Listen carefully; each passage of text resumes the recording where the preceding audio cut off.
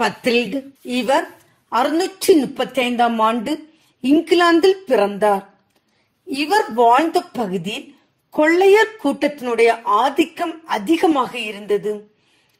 ஒரு சமயம் டென்மார்க்கில் இருந்து வந்த கொள்ளையர்கள் பத்தில்டையும் இவரோடு சேர்த்து ஒரு சிலரையும் கடத்தி சென்று பிரான்ஸ் நாட்டில் இருந்த அடிமை சந்தையில் விற்பனை செய்தனர்.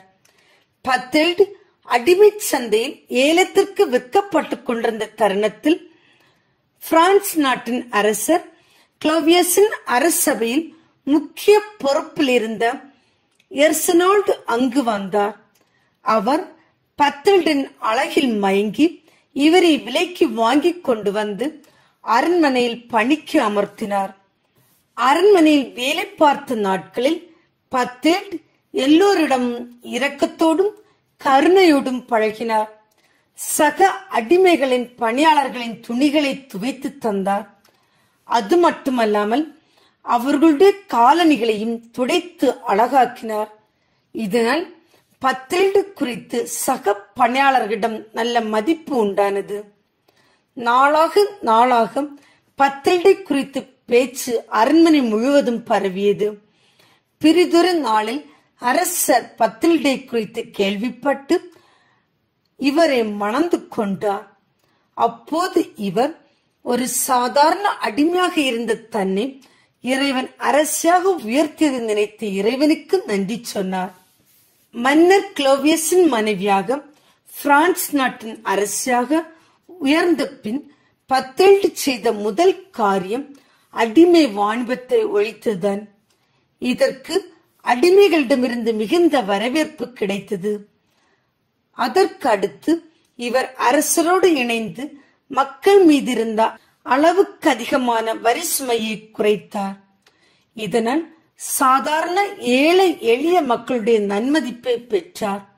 இதற்கிடையில் கிளவியோஸ் பத்தில்டு தம்பதியினருக்கு இறைவன் 3 குழந்தைகளை தந்து ஆசிர்வதித்தார்.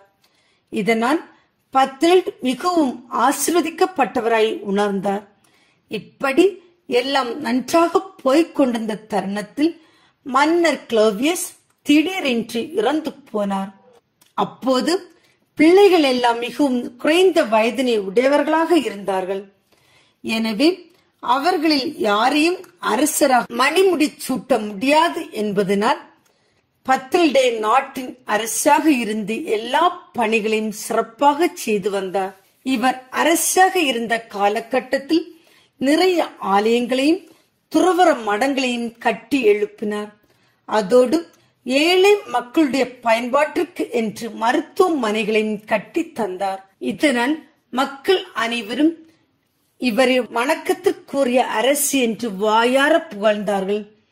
தன்னுடைய மகன் குளோடையருக்கு நாட்டை ஆள்வதற்கான தகுதி வந்ததும் பத்தில்ட் நாட்டை அவனுடைய கையில் கொடுத்துவிட்டு தன்னுடைய கடைசி காலத்தை செல்ஸ் துறவற மடத்தில் கழித்தார். அங்கு இவர் மிக சாதாரண பணிகளையும் செய்து எல்லோருக்கும் முன்மாதிரியாக வாழ்ந்து வந்தார். இப்படிப்பட்டவர் 680 ஆண்டு நோயில் விழுந்து படுத்த படுக்கையாகி அப்படியே இறந்து போனார். இவருக்கு 880 ஆண்டு திருத்தந்தை 1 நிக்கோலஸால் புனித பட்டம் கொடுக்கப்பட்டது. இவரது நினைவு நாள் ஜனவரி 30 ஆகும். ஜெபம்.